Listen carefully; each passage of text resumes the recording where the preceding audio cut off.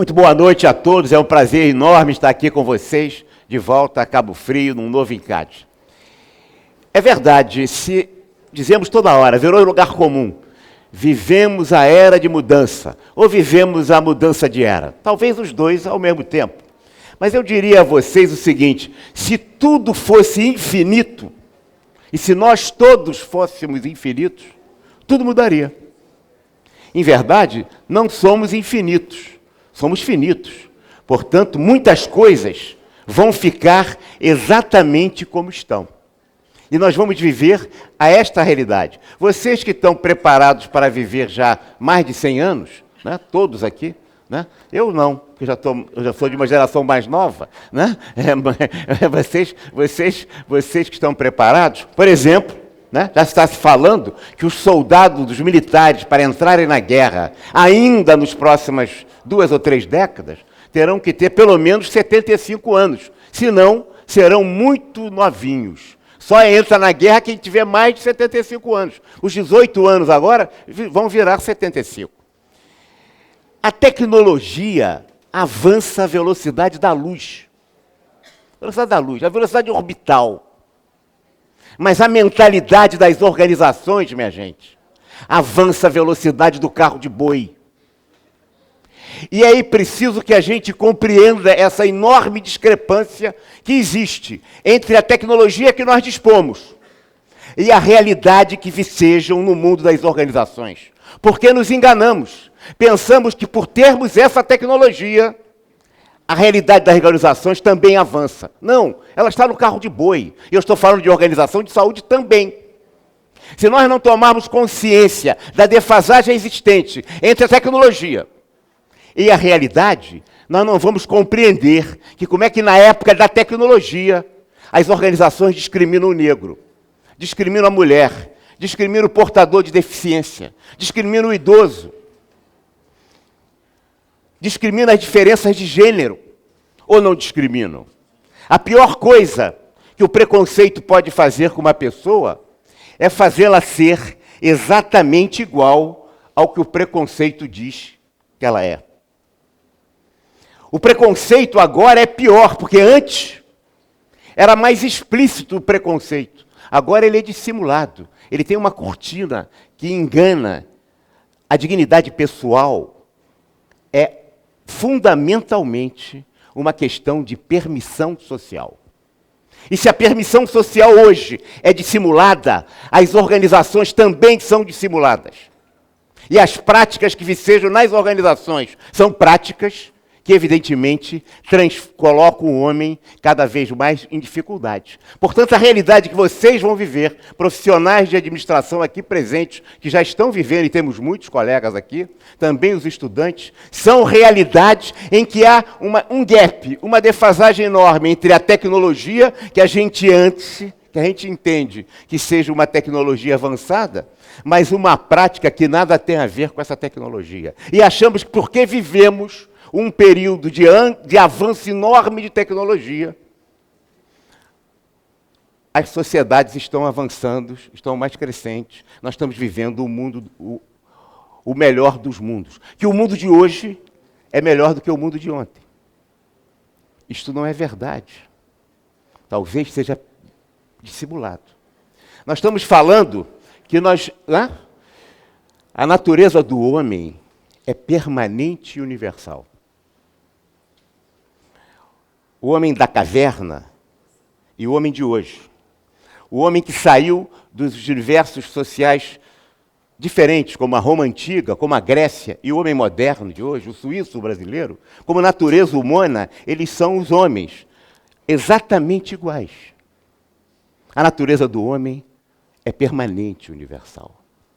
A gente acha hoje, assim como o papai, quando eu era pequenininho, dizia assim, olha como é que esse garoto é inteligente, ele já entende algumas coisas. A gente também faz esse equívoco. Pega para o seu netinho ou para o seu filhinho, aquele gênio que você acha que nasceu melhor do que os outros como natureza, e pede para o bobinho fazer o descaso do telefone de... Ele vai ficar assim, ó, pim, pim, pim, apertando. Em vez de rodar o disco, ele vai ficar... Pede para ele, para fazer numa televisão de seletor, para ele fazer passar o canal. O bobinho vai ficar assim, ó. Que é isso? A gente está pressupondo que a natureza do homem mudou e que esta, por conta dessa tecnologia, é melhor. E com isso, a gente acha que as organizações são melhores. E não são.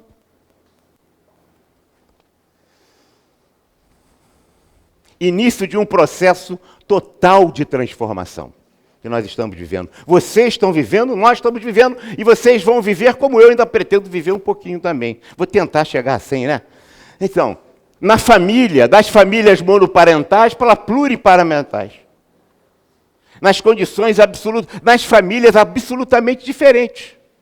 De mesmo sexo, de sexo diferente, de grupos diferentes. Ou não estamos vivendo isso? Estamos. Isso é uma realidade. A gente goste ou não goste disso, isso é um dado de realidade.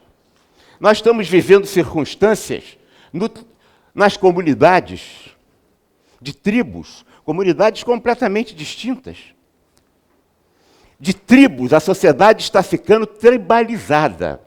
Né? Estamos vivendo situações de trabalho. A forma como a gente conhece o emprego, ela é muito recente na história da humanidade, minha gente. Ela vem depois da primeira Revolução Industrial, no século XVIII e XIX.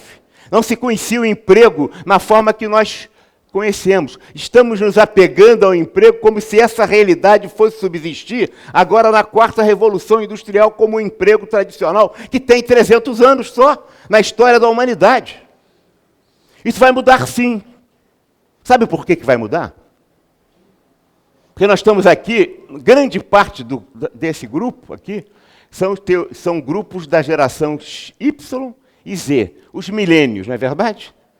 E quando a gente fala para os tipos, e os professores quando falam, para os milênios, para a geração Y e para a geração Z, estão sempre falando para vocês. É verdade? E aqueles que são colegas de vocês, que estão nos banlieues, quer dizer, nos subúrbios das grandes cidades europeias, como Paris, Londres, Bruxelas, e que são os quadros guerreiros do Boko Haram, da Al-Qaeda, ou Al-Qaeda, do Estado Islâmico. Isso está tão longe, né? Vamos para o Rio de Janeiro? Por que eu não fico aqui também, nas comunidades faveladas da região de Cabo Frio? Para onde trabalham os jovens da geração Z e Y, que não para agentes do tráfico, ou subordinados das milícias. Isto na Europa, no Brasil, no mundo inteiro. Que geração Y é essa? Que é a geração vencedora. Vocês, milênios, eu vim aqui para incomodar. A gente está pensando só no umbigo da gente. Cadê a geração Y, que antes vivia, vou dar um exemplo do Rio, onde tinha a fábrica da Gillette, a fábrica da Coca-Cola, a fábrica da Standard Electric, a fábrica da GE, o Morro do Jacarezinho. Aonde estão aquelas pessoas? Aqueles jovens da geração Y e Z, talvez já tenham morrido na luta do tráfico como empregados do tráfico, ou talvez estejam sustentados pelos seus avós, pelas pensões daquelas empresas que lá existiam e que hoje não existem mais. Ah, isso é só no Brasil? Não, não. São dos jovens, geração Y e Z, os milênios, dos subúrbios de Paris, que dizem que não são franceses, mas também se recusam a falar as línguas árabes, mas que acabam trabalhando para o Estado Islâmico. Esta é a realidade de uma sociedade que vive o apogeu da tecnologia e a desgraça do carro de boi nas suas práticas sociais. Nunca se falou tanto em trabalho em equipe e nunca se cobrou tanto o resultado individual.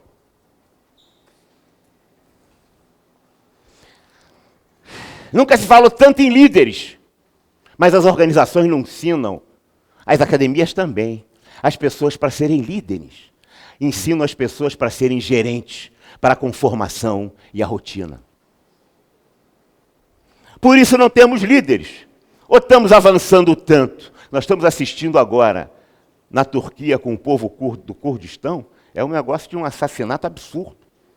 Que lideranças são essas? O início de um processo total de transformação da tecnologia. Vamos continuar. Vim aqui para complicar, não para facilitar. Inteligência, né? Inteligência artificial, robótica, internet das coisas, tudo aí. Veículos autônomos, não é só carro. É avião, é drone, é ônibus, é caminhão, é tudo. Todas as formas de transporte. É impressão 3D, 4D. Vamos fazer não só órgãos, já estamos fazendo. Órgãos e carros e todos os bens, todos os produtos. Nanotecnologia, biotecnologia, ciência dos materiais. Materiais muito superiores a todos, armazenamento de energia. Até a Dilma vai ter razão daqui a pouco. Vai conseguir armazenar. É verdade, na piada da Dilma, né? Na brincadeira. Não tem nada ideológico nem político, mas o que era engraçado era. Mas ela vai acertar, malandro. Então, vê. E a computação quântica? A computação quântica, que hoje já tem computadores que faz desses computadores que a gente usa, não. Nas empresas usam, fica negócio de brinquedo de criança. Porque os computadores quânticos são de velocidades tão superiores, tão maiores, já existem. Que mudam tudo. É verdade, a gente tem aqui no mundo ocidental, brasileiros, a mania de ficar dando exemplos americanos. Ah, como é maravilhoso o Steve Jobs, como é maravilhoso o Bill Gates, como é maravilhoso o Jeff Bezos da Amazônia. Vocês estão falando de velhinho, eles estão mortinhos. A academia não entendeu isso. Em poucos anos, a economia da China será, em 3, 4, 5 anos, a economia da China será maior do que a dos Estados Unidos. E tecnologicamente já estão mais na frente. E os exemplos da academia, para vocês, estão falando do passado, porque essa gente é do passado. Eles não têm 5G, o japonês já tem, o chinês já tem. Vamos melhorar os exemplos, gente. Em vez de ficar falando do Bill Gates, está na hora de falar do coronel que dirige a Huawei, que é com 5G e com telefone muito melhor do que a Apple. Já pensaram nisso? E mais barato. Ou vocês acham que o Facebook chinês é pior do que o americano? Não, é maior, mais rico e melhor. O que está acontecendo no mundo hoje, no século XIX para o século XX, a Inglaterra durante séculos mandou no mundo. De repente, no século XIX para o XX, a Alemanha supera a Inglaterra, o que deu na Primeira Guerra Mundial. O que nós estamos assistindo hoje, de corpo presente, sem nos darmos conta disso, olhando para o retrovisor. Toda palestra que eu vejo, a gente fica falando dos americanos. Os americanos já eram.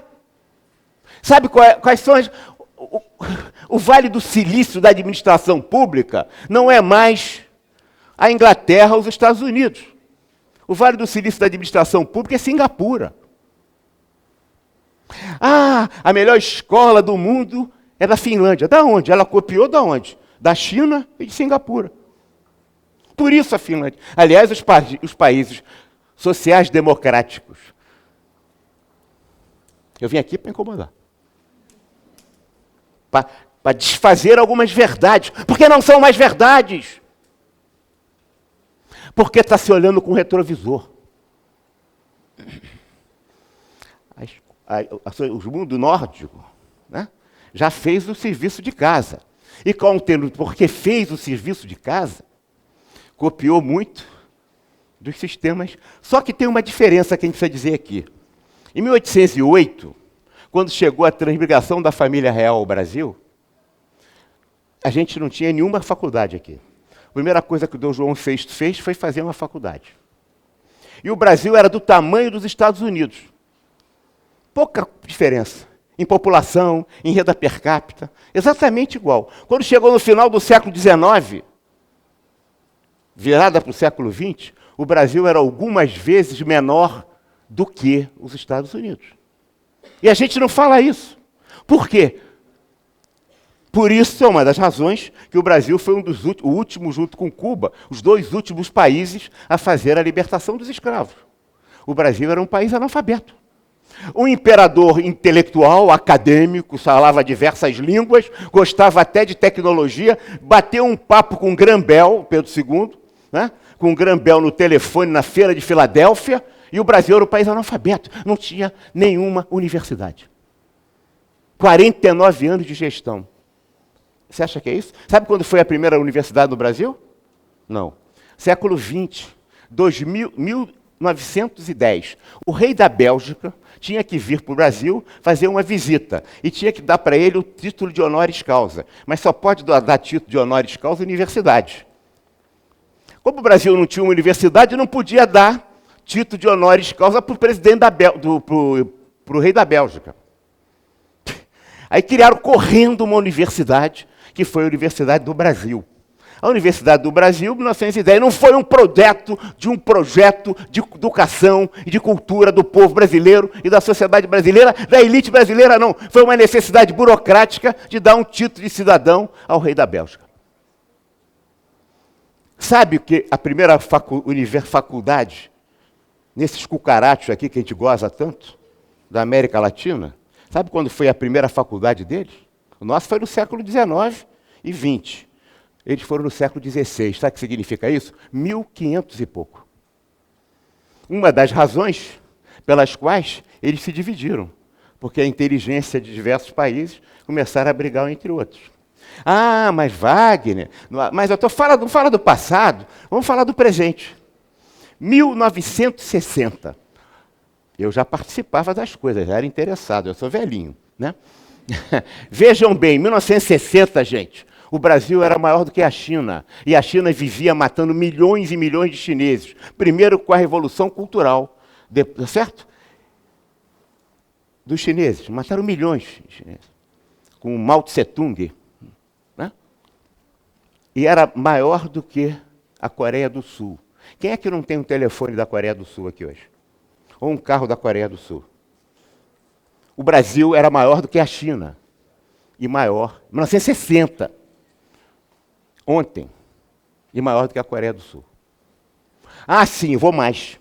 Quando o presidente Nixon pegou um avião e foi falar com Zhou Enlai na China para fazer a pacificação, para não ter guerra, exatamente o contrário que esse idiota que está nos Estados Unidos agora está fazendo, né?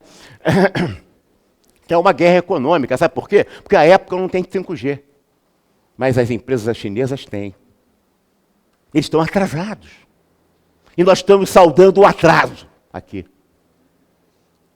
Jovem, se interessem pelo novo personagem e o novo protagonista na sociedade mundial, que é a China. O risco disso é que que não é uma democracia, que é um regime ditatorial hoje, que esse estilo ditatorial possa estabelecer no mundo digital uma ditadura digitalizada. E esse é o risco que a sociedade mundial vive hoje. E se a gente não tomar conhecimento disso, nós podemos pagar o preço. Eu talvez não, vai demorar um pouquinho mais, mas vocês certamente pagarão isso. É preciso a gente pensar um pouco sobre essas coisas. Em 1972, quando o Nixon foi falar com o Zhou Enlai, o Brasil ainda tinha o PIB do tamanho da China. E hoje, hein? O que significa que isso é um projeto. Nós crescemos, o Brasil, no século XX, nós crescemos ininterruptamente no século XX até 1973, 74. O Brasil foi o país que mais cresceu no mundo, junto com o Japão, durante 74 anos. Cresceu nada no século XIX, cresceu muito no século XX. Esse país foi construído no século XX, em termos de crescimento econômico. Crescemos ininterruptamente, com ditadura, com Estado Novo, com regime militar, com regime civil, todos os governos. Foi crescendo, crescendo, crescendo, crescendo. Bom, quando chegou em 73, 74, teve uma coisa chamada crise do petróleo. E o Brasil continuou metendo o pé no acelerador. De 73, 74 para cá, 45 anos praticamente, é isso? 2019? 45 anos. A gente está crescendo que nem rabo de cavalo. 2 momentos o país cresceu só. Cresceu no momento do Plano Real e no primeiro governo Lula. E cresceu mesmo assim nos 2 governos muito pouco, porque como o mundo todo crescia, a América Latina crescia, O Brasil também crescia no padrão da América Latina, quer dizer, bem abaixo do resto do mundo. Então a gente não cresce. E o resto é só o que nós estamos vivendo. Esta crise não é de 13 anos apenas. É uma crise de 45 anos de um país que se continua sendo obsoleto depois de ter sido. Se escrevia naquela época o desafio japonês e o desafio brasileiro. O Instituto Hudson, que propunha nos Estados Unidos fazer um grande lago da região amazônica, vocês podem pegar 1970. Porque o Brasil crescia e assustava a todos. Hoje a gente está matando cachorro a grito por uma visão absolutamente obsoleta. Nós estamos discutindo, lembra bem, a primeira universidade em 1910, a primeira faculdade em 1808. Nós estamos discutindo o quê? A educação. E aí é complicado. No quarta revolução industrial, vocês acham que cada vez vai ter emprego para todo mundo? Não vai ter não, vai ter cada vez menos. Porque cada mês vai ter mais soldados do tráfico e mais soldados do Boko Haram. Nós estamos vivendo, eu quero trazer reflexões. Não vim aqui para agradar, nem para criar vendedeiros ilusões. Se a gente não mudar essa realidade, de 45 anos ininterrupto, de péssimo crescimento, de burrice de todos eles, não escapa ninguém, a gente vai continuar pastando. E vamos continuar a ser um país do futuro, que só olha para o passado, um espelho no passado. Nós estamos falando da fusão do mundo digital, do mundo biológico e do mundo físico. Professores queridos, a universidade ainda não considerou isso. Ela trabalha com ciências exatas, ciências biológicas e ciências sociais. Não é? Como é que chama? Eles dividem o mundo como ciência social foi uma coisinha, a ciência biológica fosse outra coisinha e ciência exata outra coisinha. Isso não existe mais na quarta revolução industrial, porque já temos a fusão dos mundos. Você não tem mais o conhecimento departamentalizado burocraticamente, como a academia brasileira insiste em fazer. Que negócio de cara que é de matemática, de exatas? Como? Isso não existe. No mundo real, isso não existe. Os maiores avanços da medicina são da engenharia, não são dos médicos. Ou não é verdade? É. Então, vamos continuar. A tipicidade da economia 4.0. Evolução exponencial. As três primeiras revoluções, primeira revolução industrial, segunda e terceira, a coisa era devagarinho, ela era em progressão aritmética. Agora é progressão geométrica, ela é exponencial e não linear. Ela não está seguindo o rumo. Claro, cada hora inventa uma coisa. Nós estamos vivendo outro tempo. E é preciso viver outro tempo, pensar com outro tempo. Olha aqui, ó, sempre online. Novas tecnologias geram outras e mais novas e melhores. Amplitude e profundidade não é modificar apenas o que e o como fazemos. Não é substituir um trabalho automatizado, não. Isso já era. Isso foi muito próprio na primeira revolução industrial, na segunda e na terceira. Hoje não. Hoje nós temos que pensar quem somos nós diante disso. Quem somos nós, seres humanos? Impacto sistêmico na cultura, nos hábitos, nos serviços da indústria, do comércio, da agricultura, do financeiro, na administração pública, em todo mundo. É preciso pensar diferente, porque nós vivemos um tempo diferente, jamais semelhante na trajetória do homem na face da Terra. Continuando. Isso aqui é do Fórum de Davos, 2015. Os chineses estão fazendo o fórum deles também, hein? Para o mundo oriental. Fórum de Davos nos dias 2015, ó, 90% da população regular a internet entre 2025 e 30. Vamos continuar. Depois eu deixar essas transparências aqui, vocês vão olhar com calma, né? Mas, ó, carros sem motorista chegarão a 10% em todos os automóveis dos Estados Unidos entre 2025 e 2030. Isso é amanhã. O primeiro transplante em fígado impresso em 3D, 2025 a 2030, 76%. Vamos lá. Mais viagem de trajeto por meio de partilha do que de carros particulares. Vocês jovens já estão sentindo. Tem muitos jovens aí que não querem nem aprender a dirigir mais, né? Não é verdade? Então aqui, ó, primeira máquina de inteligência artificial de um conselho de administração. Sabe o que significa? Conselho de administração vai ser a máquina. Aliás, vão resolver talvez isso antes de fazer a extrema forma de preconceito, que é as mulheres não estarem nos conselhos de administração das empresas em geral. Isso mostra o absurdo da discriminação contra as mulheres nas organizações mundiais. Quase você não tem mulher nos esquemas. Quando aparece uma, a pessoa homenageia. Não se tem essa igualdade ainda. Os conselhos de administração, está se prevendo 2025, 2030, já vão ser máquina. Para que pessoas? Isso muda muito na gestão, né? 10% do produto inteiro do mundial armazenado em tecnologia em blockchain. Em blockchain ainda tem gente discutindo cartão de crédito. Olha, é preciso a gente pensar, cartão de crédito com maquininha, tá certo? Esse negócio já era. Você acha que isso tem na China? Os Estados Unidos tem. Mas o que tem na China? Está acabando. Vão à China para ver. Eu estive, por acaso, uma experiência sensacional. Eu estava de tarde, não de noite, de tarde, na Praça da Paz Celestial, em 1989. Depois acabei encontrando, semana passada, Fátima, encontrei o meu diário que eu estava escrevendo todos os dias. Claro que vou publicar. Mas a China de 89 e a China de hoje não tem nada a ver com a China que eu vi em 89, que já era uma loucura. Né? Bom, vamos continuar aqui, ó. Profissões mais propensas a acabar. Operadores de telemarketing. Responsável por cálculos fiscais. Avaliadores de seguros e danos automobilísticos. Árbitros, juízes e outros processos. Minha gente, aqui está árbitros, juízes e outros por causa do VAR, né? Rapaz, esse país é tão incompetente que ao utilizar o VAR, nós estamos acabando de liquidar o futebol brasileiro. Até com a Nigéria a gente empata agora. Não perde só de 7-1, não, a gente empata com a Nigéria. E esse VAR outro dia fez um jogo, né? Ter mais tempo de duração de 21 minutos.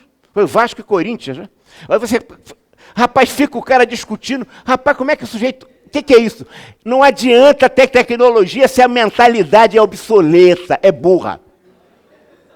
Esta é uma sociedade obsoleta, que até usando tecnologia o utiliza de forma boa. Ao invés de ser um instrumento de favorecer o esporte, está destruindo o futebol, que era uma das coisas que o país era primeiro mundo. Futebol e música. Futebol estamos deixando de ser também, né? E música, vocês gostam, mas tem umas músicas aí que eu não gosto, uns ritmos aí que eu não gosto muito, não. Eu fui no sábado, numa festa com aquela batida, viu? Você que é campeão. Esse é o maior DJ do Brasil. Eli. O melhor DJ do Brasil. Não estou desfazendo aqui de nenhum DJ de Cabo Frio, não. Esse é o melhor do Brasil. Ele fica quietinho ali, mas ele diz que é o filho dele. É um nepotismo. Claro que ele é melhor que o filho. Hein? Mas aquela batida eletrônica, aquilo quase me matou, pô.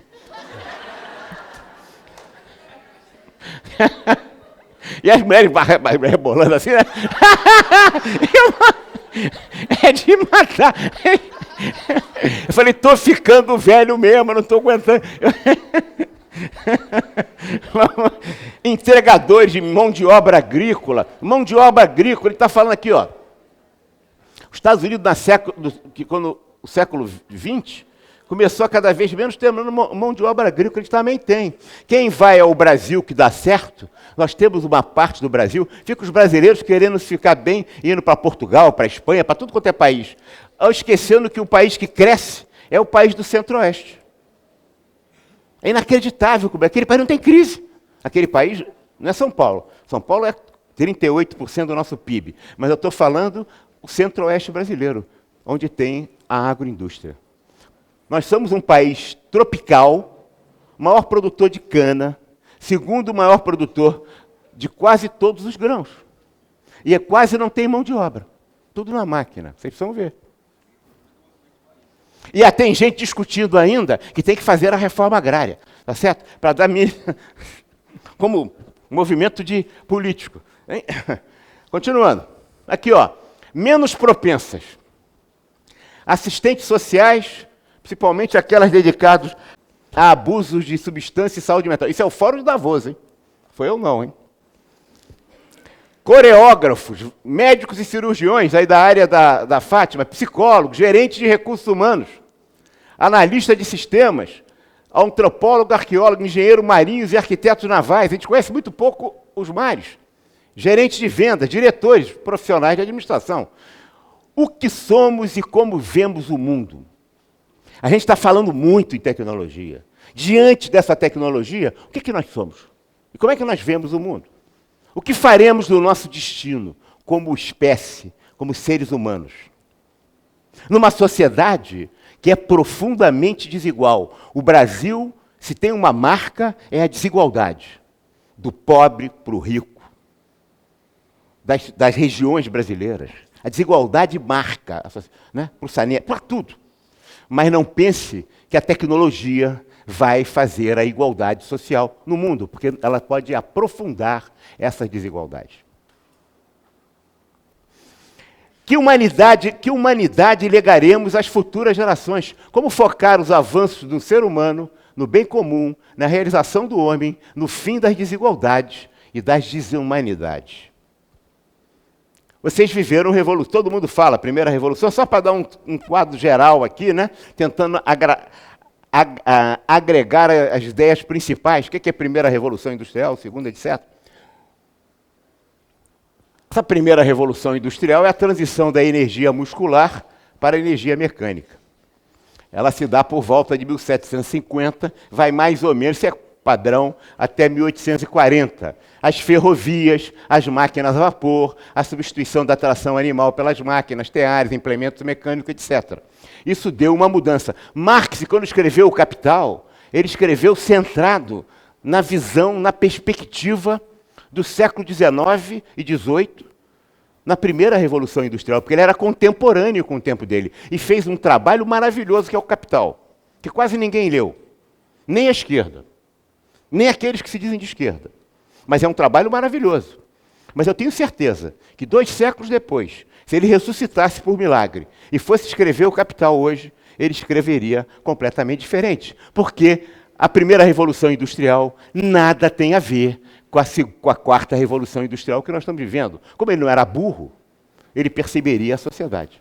Se ele tinha aquela sensibilidade para escrever o diagnóstico que ele fez da sociedade capitalista, ele reescreveria. Só que o Brasil pensa no século XXI com as ideias do século XIX. Pior, falei em Marx, podemos pensar que eu estou só me referindo à esquerda, à direita também. A burrice polarizada da esquerda e da direita são exatamente igual. O populismo de direita e o populismo de esquerda é exatamente igual. Eles falam as mesmas coisas, até para defender os filhos dos malfeitos que eles fazem, eles falam com as mesmas desculpas. É uma burrice terrível que leva a sociedade brasileira para aprofundar esse processo dos 45 anos sem crescer. E com risco grande da morte da democracia, quer pelo populismo de direita, quer pelo populismo de esquerda. A segunda revolução industrial vem na segunda metade do século XIX, com a descoberta da eletricidade. Isso muda completamente a sociedade mundial. E aí a linha de montagem, nós profissionais de administração, teremos o benefício dos nossos pais da nossa profissão, como Ford, como Taylor, como Gulick, como uma mulher fantástica, que precisa se ressaltar sempre, chamada Mary Park Follett, ou Mary Park Follett. Vale a pena ler também sobre ela. É uma mulher maravilhosa, também clássica, que tem as ideias de ontem. É preciso, claro, que precisa ler essas pessoas contemporâneas com o processo de hoje. A gente não pode querer que uma pessoa, há 100 anos atrás, escreva as coisas que são apenas para o tempo dela. Mas a gente tem conceitos, ideias, princípios que são permanentemente válidos. Por exemplo, dos nossos clássicos, que nós não lemos ainda, estudantes aqui, atenção, hein? De cada 10 professores que falam de Fordismo, 9 não leram os livros do Ford. Se vocês lerem, vocês vão ficar melhor que os professores. E o livro do Ford em português, faço sempre propaganda, é melhor do que em inglês, porque o Ghostwriter do Ford, em inglês, não era tão bom como o Ghostwriter, o tradutor, do Ford em português. Sabe quem foi o tradutor do Ford em português? Monteiro Lobato. Que faz o prefácio do livro. Né? Que nós patrocinamos pelo Conselho, inclusive, uma edição. Mas Taylor, Fael, pior do que a corrupção dessa gente aí, criminosa, que tinha que estar na cadeia, é a corrupção social que nós temos. Mas pior do que a corrupção social é a irracionalidade de gestão e o desperdício. E eles combatiam o desperdício, não? O desperdício brasileiro é uma coisa de doido. Leiam os clássicos, hein? Tá certo? Porque vocês, ao lerem os clássicos, não vão ter tempo de ler os livros de autoajuda, que dizem para vocês que são livros de administração e não são. São livros de autoajuda. E livro de autoajuda, você pode gostar ali. Sabe aqueles 7 hábitos do monge executivo? Sabe como é que é? Como fazer amigos e influenciar pessoas. Livros que são citados como técnico, que não tem nenhuma base científica, é apenas um palpite dos autores, e a gente coloca nenhuma explicação prática, como tem os clássicos e os pós-clássicos. E muitos autores atuais também. Porque estou querendo tirar o tempo de vocês, para não ficar lendo esses livros de autoajuda. Se quiserem ler, leiam, tá bem. Mas não deixe de ler os clássicos, nem os modernos. Mas não leiam autoajuda, não. O problema, sabe por que eu estou fazendo essa campanha? Quando eu entro numa livraria, quando eu estudei, não tinha livro em português. Também vocês acham que eu sou formado quanto? Eu me formei antes de vocês nascerem, gente. Em 1970 eu me formei. É mole? 70, eu sou velhinho mesmo. Então, as pessoas, as organizações não ficam velhas. As organizações e as pessoas ficam obsoletas. Isso não é uma questão de idade. O cérebro não envelhece. Ele pode ficar doente.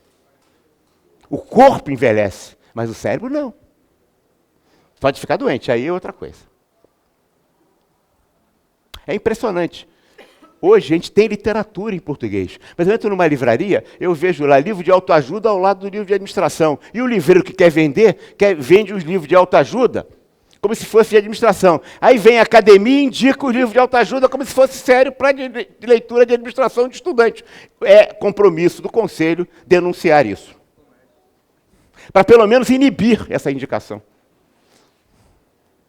Entre ler os livros do Ford, do Taylor, do Gulick, da Lillian Gilbert, outra mulher fantástica, tá certo? Ou da Mary Park Follett, vamos ler os livros que dão realmente substância.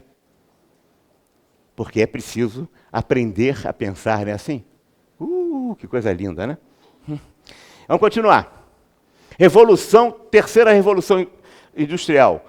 É a revolução digital do computador, a computação. 3 revoluções industriais. O mais firme, em 1960, que quando se chegou à Lua, foram mulheres fantásticas que ajudaram a NASA a chegar à Lua com os sistemas de computadores e a IBM junto. O computador pessoal em 1970 e 80 e a internet em 1990. Assim, Bill Clinton era namorador pra caramba. Como é que é? Aí ele tinha uma estagiáriazinha, sabe aqueles caras que fazem? É assédio mesmo. A estagiária chamava-se Mônica Levinsky, 1993. Ele chegou lá, começou a paquerar a menina. Aí disse que ele não tinha computador. O homem mais poderoso do mundo em 93 não tinha computador. Não tinha. Vocês parecem que esse negócio nunca existiu, não. 93, o Bill Clinton já namorando a Mônica Levinsky, não tinha computador. Tinha que se encontrar na Casa Grande. Ou melhor, na Sala Oval, na Casa Branca. E deu bronca, porque acabou quase sofrendo um impeachment. Ele saiu do impeachment porque disse que não transou, não. Só tirou uns amassozinhos. Amassozinho brabo, mano. Ele só fazia uns amassos com a menina. Né? Que ficou bilionária, escrevendo sobre os livros dos amassos que ele praticava na Sala Oval da Casa Branca. Ela foi bem, fez muito bem. E o cara não foi caçado, rapaz. Tinha maioria no Partido Democrata, né? Vamos continuar. A quarta revolução industrial não é assim, não. A quarta revolução industrial, ela se baseia fundamentalmente na internet ubíqua, quer dizer, onipresente em toda parte. Sensores menores, poderosos e baratos. A inteligência artificial. Tudo isso somado, mais aprendizagens da máquina. As máquinas das outras revoluções não aprendiam, não. Por isso era só substituir e automatizar. Agora a máquina aprende. E se ela aprende, vai chegar um momento que ela vai ter consciência. Olha, parece maluco isso? Não, não é. É o que está acontecendo. Só que a gente está querendo não enxergar isso. Sabe o que significa isso, gente? O homem é racional ou é racionalizador, hein? O homem é um homem sapiens, é um homem racional. Essa arrogância. Se o homem fosse racional, não faria as coisas que faz. Vamos falar sério. O homem racionalizador, ele utiliza a sua inteligência para justificar as coisas boas e más que faz. Robôs terão sentimentos, se tiver consciência. Vão sentir dor, vão ter autonomia, vão ter iniciativa, vão ter livre-arbítrio. E aí nós temos uma questão ética. Imagina que eu seja um ser tecnológico e chega para ele e digo assim, eu sou um ser tecnológico, prove que você é um ser humano. Quem é que vai valer? O ser tecnológico ou o ser humano? Vocês vão viver isso. Vocês estão pensando que isso é para o final do século? Isso é para as próximas décadas onde vocês vão estar em plena atividade de vida e profissional. Prove que você é.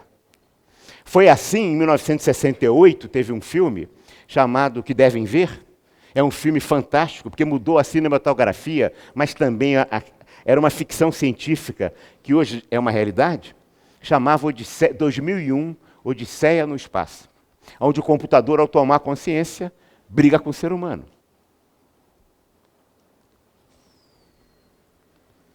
Era o ser humano ou o ser tecnológico? E os animais? Os animais. O que se sabe dos animais hoje, nos últimos 14, 15 anos, é mais do que o homem sabia sobre os animais até antes de toda a sua existência. O que se sabe sobre os animais hoje? O que está acontecendo? Por exemplo, na Suíça, já é lei. Na Suíça já é lei que diz o seguinte, você não pode mais tirar a lagosta do seu estado natural no mar, colocá-la no gelo, viva, e tirá-la viva dali e jogar na água fervente, para ficar uma lagosta bem gostosinha. Você está aqui agora, tem que matar a lagosta de forma humana, humanizada. Você acha que isso não vem para o Brasil, não? Ou a consciência que temos hoje com os animais é o mesmo que tínhamos há poucas décadas atrás? Bem, no Japão já é permitido o casamento do ser humano com um robô.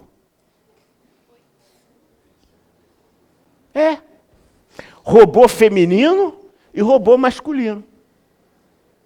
Isto não vai acontecer, isso está acontecendo, gente. Ou não é assim? Por exemplo, aí se a gente pensar que organismo gerente é só gerente, eu vou lembrar do gerente do Banco Itaú. O gerente do Banco Itaú, o melhor gerente, preparou tudo em finanças, sabia tudo. No trabalho aqui na faculdade ele era bom de desempenho, todos os resultados ele fazia, virou gerente do banco, tinha um resultado muito bom, tinha um cachorrinho na porta do banco. Ele pegou, deu um pé na bunda do cachorro, botou o cachorro para fora. Perdeu uma porção de conta, o presidente do Itaú teve que se explicar, isso foi agora, teve que se explicar porque ele deu um pé na bunda do cachorro. Os caras começaram a sair de conta e ir para o Bradesco. Porque ele não entendeu que o papel dele não é só gestor financeiro. Ele tem que a vitalidade da organização tem a ver com o meio ambiente. Você acha que foi só ele? Quero lembrar em Campinas o Carrefour. O Carrefour foi exatamente assim. Só que o gerente do Carrefour foi pior. Mandou o vigilante quebrar uma barra de ferro em cima do cachorro e matou o cachorro. Vocês não souberam disso? Claro. Quebrou a cara, perdeu a conta, todo mundo não ia amar greve, ação pública das pessoas na porta do Carrefour. Até o presidente francês do Carrefour teve que se explicar. Oi.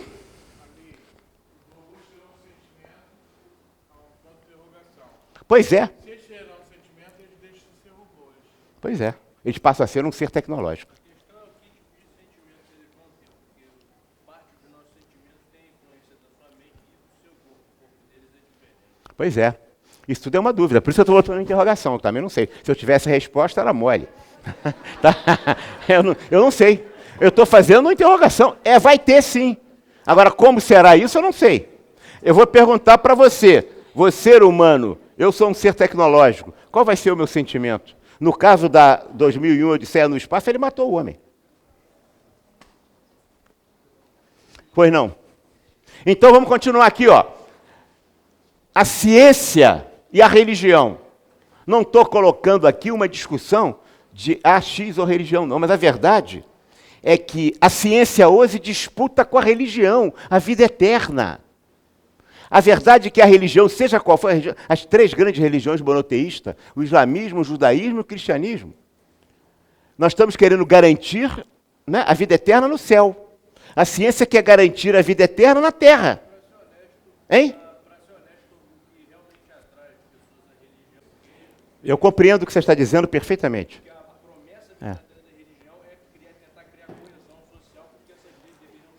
Eu falei das três religiões monoteístas. A gente pode discutir isso. Bem, isso seria até um tema que a gente poderia... Eu só queria te lembrar que uma das razões que faz com que a convocação do Estado Islâmico, que é uma religião monoteísta, igual ao cristianismo, igual ao judaísmo, se base nas virgens que ele vai encontrar nos céus. É o contrário do que você está dizendo. Então, não faça uma afirmativa olhando a sua perspectiva cristã, porque nem aí está o cristianismo. Isto é um valor... Quem? Bom. Eu não estou discutindo a religião, eu estou dizendo que elas três estão querendo fazer a vida eterna. Garantindo, essa é um dogma das religiões. É um desejo que sempre foi. Você pode ter perspectiva aqui ou ali, mas não é isso. Tá certo? Não é então você está querendo dizer que uma é melhor? Não estou dizendo, eu estou dizendo as três. As três se colocam com esse desígnio. A ciência está dizendo o contrário. Ela quer criar o ciborgue, para o ciborgue ter a vida eterna na Terra. Essa é a diferença. A questão de religião, de islamismo, a gente pode discutir em outro momento, porque é um tema que a gente teria que desviar, que eu também tenho muitos interesses, tá certo? Você está colocando uma colocação que não é realmente tão correta no sentido de ser única, porque se você colocar pela visão protestante, você vai ter uma coisa, pela visão católica, e você vai ter outra no cristianismo ocidental e o cristianismo oriental. Se você olhar pelo espiritismo cristão, você vai ter outra também. Tá certo? Então, cuidado com o que você está dizendo, porque você está colocando a sua perspectiva. Mas tem outras perspectivas de pessoas que se colocam também como igualmente cristãos, que a gente pode não aceitar, mas que eles se dizem cristãos. Então, a gente tem que ser uma discussão mais complicada. Tá certo? Que não pode ser olhada só nessa perspectiva. Porque, por exemplo, tem gente que não fala do céu, e são cristãos. O espírita cristão é assim. Só que o camarada vai e volta, só que volta com outro CPF. No catolicismo, a pessoa vai, mas tem que passar por uma, como é que chama? Por uma estação de baldeação, que é o purgatório. Depois vai para o céu ou para o inferno. Para os protestantes, que hoje se dizem evangélicos, tá certo? Que é o seguinte, mas os protestantes, eles colocam, é direto ao céu. Não tem linha, não tem estação de conexão. Que linha que a gente está se colocando, hein? Que cristianismo a gente está falando? Do mundo católico, cristão católico de Roma, ou do mundo cristão católico da Turquia e da Rússia, que tem perspectivas de rito completamente distintos. Tá certo? Tá certo? Hein? Não. Então, você tem razão, eu não estou discordando de você, está entendendo? Eu estou dizendo que a gente tem que olhar isso com uma perspectiva, do que eu estou falando aqui, é das religiões monoteístas em termos. E eu não estou dizendo que uma é melhor que a outra. Porque se nós tivéssemos um judeu aqui, ele vai dizer que a sua perspectiva é diferente. E o outro, se fosse um islâmico, vai dizer que a dele é melhor. E eu não sei qual é a melhor. Eu respeito todas as três. Mas que tem uma guerra, tem. Agora, não esqueça que tem cristãos que acham que a vida eterna é uma vida só. Mas tem cristãos que acham que a vida eterna se volta por diversas maneiras. E são cristãos. Os espíritas cristãos. A gente pode não concordar com eles, tá certo? Mas eles existem. Estou atrasado, né? Não, tem mais tempo. Era 1 hora. Tá, quantos minutos eu tenho ainda? Tem ainda? 15, então. A outra questão aqui mais ampla agora é a questão social. Nós estamos vivendo ainda na perspectiva de do sistema de produção que foi diagnosticado por Marx no século XIX, olhando o século XIX e XVIII, que é o sistema clássico do capitalismo. Só que a sociedade está saindo do sistema de produção em que o lucro derivava do trabalho assalariado para o sistema de consumo e de crédito, que o lucro deriva dos desejos de consumo. A economia nos ensina que a oferta gera a procura, né? Ao contrário, a procura gera a oferta. É isso? Isso não é verdade. O que eles estão dizendo agora no novo sistema, se a exploração de desejos de consumo, é que a oferta é que gera a procura. Por que vocês estão querendo o telefone Apple 11, hein? Que vai chegar aqui no Brasil custando R$ 9.600? Não estão? Muitos estão. Por que a gente trocou do 6 por 7, para o 8, para o 9, para o 10?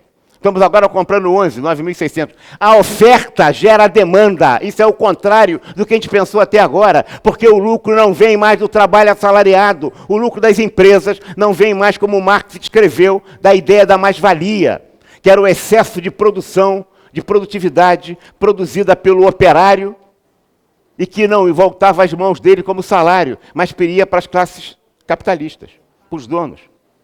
O erro de Marx, por exemplo, é que no Capital ele não fala dos administradores. O século XIX, XVIII, já tinha gestão, já tinha empresa de navio. A Inglaterra teve metrô no século XIX. A França em 1900. A Argentina em 1913. O Rio de Janeiro tem esse arremedo de metrô em 1979. Claro, ele falava exatamente isso. Quem produz são as máquinas, ele falou. Ele fala da visão da expropriação em relação aos expropriadores e expropriado. Só que quem produz hoje não é mais a máquina, não é mais o homem, é a máquina. Aquela visão do século XVIII, XIX, mudou. O lucro não vem da salário assalariado. Cuidado, porque a gente está pensando no emprego no século, como se fosse no século XIX. Não vai haver emprego mais como nós estamos pensando. Vai haver trabalho. Nas outras 3 revoluções, os trabalhos foram substituídos. Como é que você vai substituir alguém se a base da 4ª Revolução Industrial é o conhecimento e se a gente forma milhões e milhões de analfabetos funcionais? A gente vai dar emprego como? Em tecnologia de ponta. Onde o cara se forma sem ler um livro, nem a orelha do livro. Como é que faz isso? A precarização é séria mesmo aqui, ó. Salário e lucro, capital e trabalho, mais-valia, exército de reserva, as crises cíclicas do Kondratiev, de prosperidade e depressão, isso vai ser superado agora, porque, desculpe, vou botar aqui, ó, sucessivas adaptações do mercado, estado do bem-estar social. Vou explicar aqui uma coisa para vocês, ó. Quais são as novas respostas capitalistas à luta de classe? Responsabilidade social, ética empresarial. Vocês trabalham com isso. Todos aqui, a maioria trabalha. O que é ética? Respeito ao cliente. Gosto de religião também. Fui procurar na Torá o respeito ao cliente. Não achei. Fui procurar no Corão o respeito ao cliente. Não achei. Procura na Bíblia o respeito ao cliente. Você não vai encontrar. Isso não é o cliente. Oh, que erro fundamental seu. Que equívoco fundamental. Não é, não. O cliente é um sujeito que pode pagar, ó. Eu vou botar tapete vermelho se ele puder pagar. E vou tirar o tapete vermelho se ele não puder pagar. Eu trato a pessoa em função da capacidade de pagamento. Isso não é ética. Isso é ética interessada. Isso é ética interessada. Isso é ética particularista. Isso diz que a minha empresa tem uma ética melhor do que a sua, e a sua você diz que a sua ética é melhor do que a minha. O próximo, querido, não é um cliente. O cliente não é um próximo. O cliente é um próximo muito especial, porque ele pode pagar, ó. Isto é manipulação da ética. É. O resto também você concorda. Se você concorda com esse final, concorda com tudo. Com essa que eu falei. Porque senão você vai ter uma contradição em si.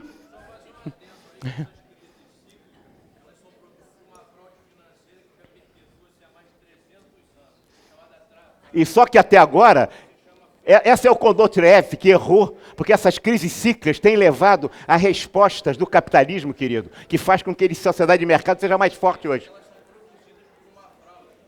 Tá bem, tá bem, tá bem, tá bem. O Lenin já falava isso também, tá certo. A dúvida hoje do Lenin e do Trotsky é quem matou mais, se foi Stalin, Lenin ou Hitler.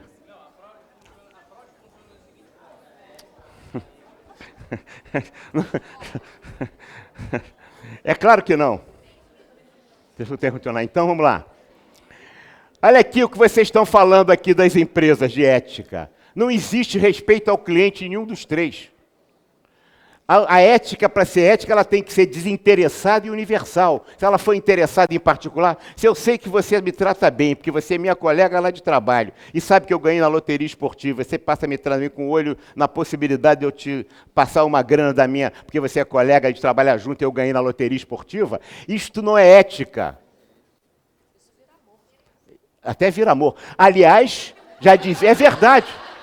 Ela disse muito bem. Machado de Assis falou isso. Fulana de tal, a mulher dele, me ama todos os meses no fim do ano, no fim do mês, com o salário que a gente ganha, é verdade. Isso não é ética, é isso. É claro. O dinheiro dá até amor fiel. Né? E quando acaba o dia... 10 minutos, estou terminando.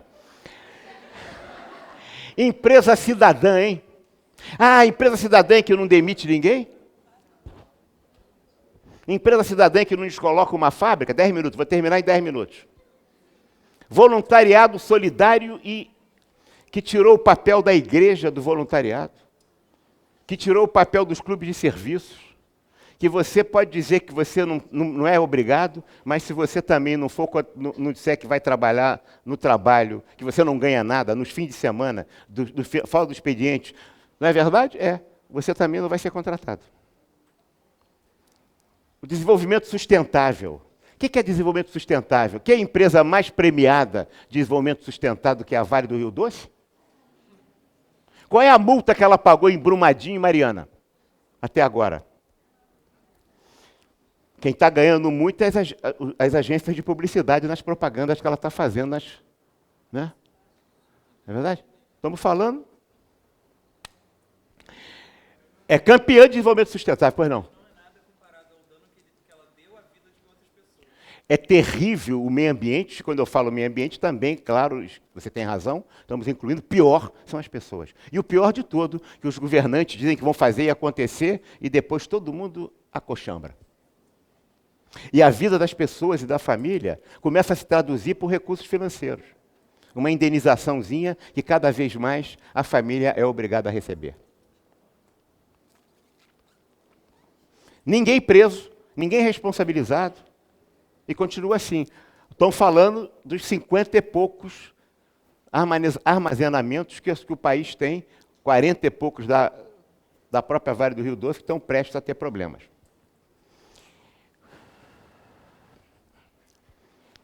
Não estamos falando aqui nesses 10 minutos da desconstrução do pensamento único da gestão das organizações, nem da teoria de legitimação da sociedade de mercado, que nós nos prestamos muito a isso. Sistema de produção e sistema de mercado. Sistema de produção teve a crise de 29, sistema de consumo de crédito em 2008. A incompreensão dos movimentos sociais para a nova lógica da sociedade de mercado. Estamos saindo do sistema de produção para um sistema de mercado, onde a oferta é que gera a demanda, não é a demanda que gera a oferta.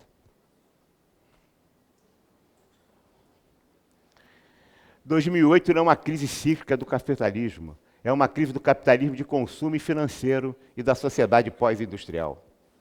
Os lucros passaram a ser derivados, sobretudo, da exploração dos desejos de consumo e do endividamento crescente. A função da oferta é criar demanda. A oferta de produtos e de empréstimos deve ampliar a necessidade de consumo. É por isso que os velhinhos brasileiros E os aposentados também estão todos devendo nos bancos, porque toda hora se liga para ele para dar um empréstimo em consignação, não é verdade? Vamos continuar aqui, correndo mais. Não adie a realização de seus sonhos. Compre um Apple, é 11, né? Compre um Apple 11 por R$ 9.600. Vai chegar em dezembro, hein? Vai chegar em dezembro. Olha aqui, ó. Não deixe para amanhã o que pode fazer hoje. Desfrute agora e pague quando puder. Aceitamos todos os tipos de cartão de crédito. Consumidores colonizados pelo consumo e pelas dívidas. E se você não dever nada, você tem dificuldade de pagar um empréstimo. E se você dever muito, você paga pouquinho, mas você pode arrumar mais um empréstimo. E isso vira um narcótico. Por isso, o capitalismo, ele é fundamentalmente parasitário. Ele precisa de novas fontes, novos jardins, novos espaços, para ele poder pastar como parasita com novos hospedeiros. Sabe quais são os novos hospedeiros agora? Fim dos planos públicos de previdência, de aposentadoria e pensões. Nós estamos discutindo previdência aonde? No mundo inteiro. Por quê? Da onde que o sistema ganha dinheiro hoje? Do sistema de previdência, do sistema de aposentadoria e pensões. Não foi assim no século XIX, com Bismarck, em 1870, na Alemanha. Sim, fim dos planos públicos de saúde. Há uma lógica para derrubar os planos de saúde e privatizá-los, sim, porque o capitalismo precisa ganhar dinheiro aqui. Por isso que é mais difícil agora, ou tão difícil você conseguir um exame no SUS, como num plano de saúde. Desconstrução das conquistas sociais históricas da classe trabalhadora, a flexibilização das leis trabalhistas. É o novo charme. Sim, educação virou um bem privado de responsabilidade individual. Antes era uma obrigação do Estado, hoje é o seu dever. Nade ou afunde, se vira. É preciso aprender a aprender. Ficar adestrado, não é isso? As novas necessidades do mercado. Não, é preciso aprender a pensar. Se a gente aprender uma técnica, ela vai ficar obsoleta, ou a máquina vai substituí-la já. Porque a máquina está aprendendo a aprender também. Aqui, ó, educação, um bem privado de responsabilidade individual. Capital humano, novos exércitos de reserva, que se referia a Marx. Aprender a aprender, adestramento às competências da necessidade de mercado. Geração Y, aqui. Frugalidade, guerra, geração. As organizações hoje, elas convocam as pessoas pelas atitudes, não é isso? Quanto maior a variação de valores, maior a variação de comportamentos. Na sociedade passada, antiga, 1929, patriotismo na guerra, né? O Churchill dizia, eu só posso prometer ao povo inglês sangue, suor e lágrima. O Kennedy dizia, não peça ao governo americano o que você precisa, diga o que você pode oferecer aos Estados Unidos. Tá certo? O Antoine de Saint-Exupéry, que é o Pequeno Príncipe, o autor do Pequeno Príncipe, saiu e foi lutar pelas tropas francesas dirigindo o avião, que ele sabia dirigir, morreu. O maior músico americano da época, dirigente da maior banda, Glenn Miller, foi tocar música para as tropas americanas na Segunda Guerra Mundial. Morreu. Vejam que o patriotismo era muito forte nessa geração. Os anos dourados da minha geração aqui, ó, é proibido proibir. Essa música, não, esse slogan não é não é do Gilberto Gil, não, nem do Caetano Veloso. Isso é o slogan da Revolução de 68. Aliás, a gente dizia o seguinte, sejamos realistas, peçamos o impossível, o inimaginável, a gente dizia. Essa também é outra frase da Revolução de 68. Que as mulheres cortavam o sutiã, veio a pílula, né? a mesmice. Agora as mulheres estão mais espertas e ficaram mais hábeis, porque elas queriam fazer a mesma coisa. Não, elas fazem coisas melhores. E muito melhor do que os homens. Elas têm o seu próprio papel. O machismo resiste ainda a isso. Por isso que as mulheres não têm espaço nas organizações em geral hoje.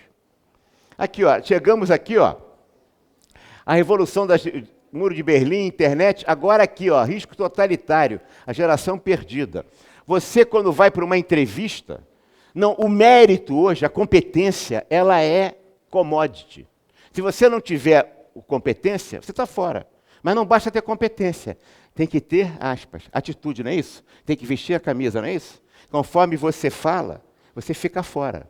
Você está dentro ou está fora do jogo? O que está acontecendo com as empresas? Elas estão se tornando em seitas de aglutinação de pessoas afins, de adoração ao trabalho. Por quê? Se você botar todo tipo de variação humana, você pega a mesma família, 5 filhos, um gosta de um baseado e o outro nunca pegou um cigarrinho.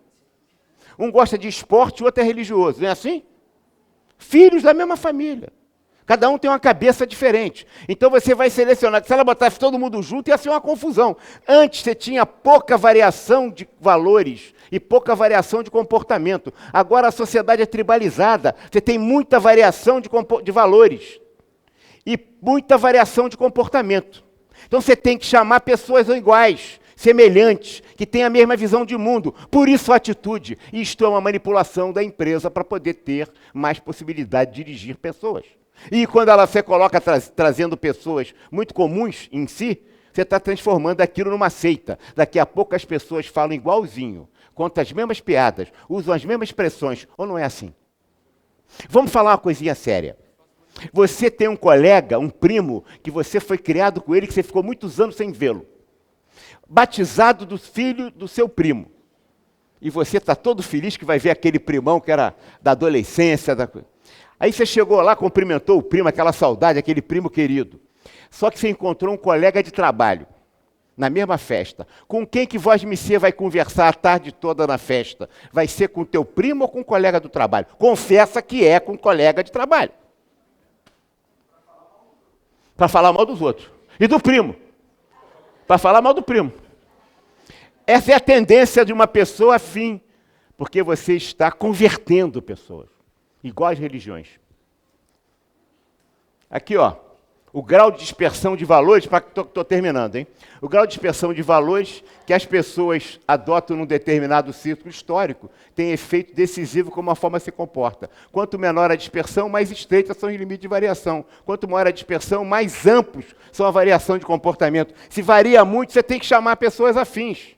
Cuidado com o que você fala, porque a entrevista é que te reprova. Tua competência é commodity. Se você não tiver competência, você não chega nem para a entrevista.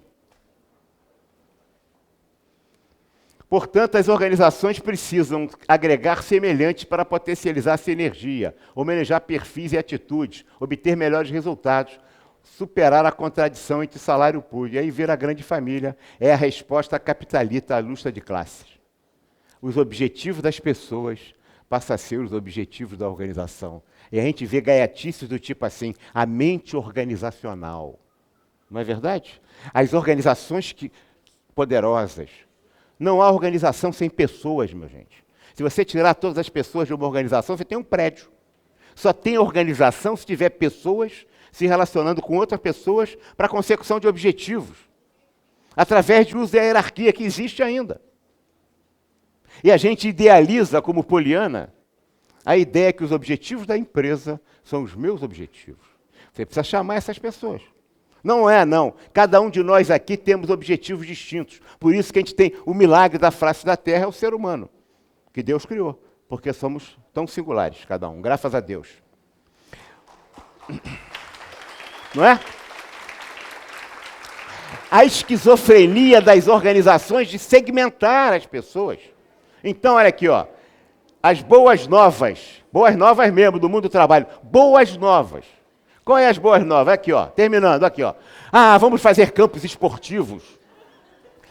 Vamos fazer piscinas, academias de ginástica, creches e escolas, espaços de convivência, grupos de dança, de coral, de happy hour, não é verdade? Isso é tão importante. Salas de jogos, cinemateca, palmitops, laptops, celulares. Isso é realmente bom para o empregado ou é bom para a empresa, hein? É bom para o empregado e para a empresa? É melhor para quem? Claro. Isto é uma estratégia absolutamente manipulativa, que se a gente não tiver consciente, a gente entra. Pois não?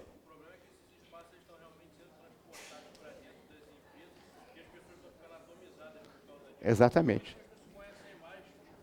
É isso mesmo, por isso que elas estão...